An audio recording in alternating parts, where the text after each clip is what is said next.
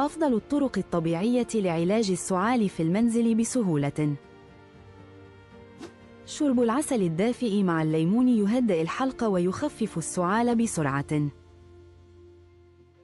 استنشاق البخار من الماء الساخن يفتح المجاري التنفسية ويقلل السعال. تناول الزنجبيل الطازج يساعد في تقليل الالتهاب وتهدئة السعال المستمر.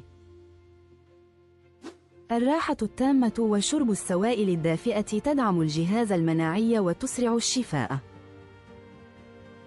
تابعنا لمزيد من النصائح الصحية المفيدة.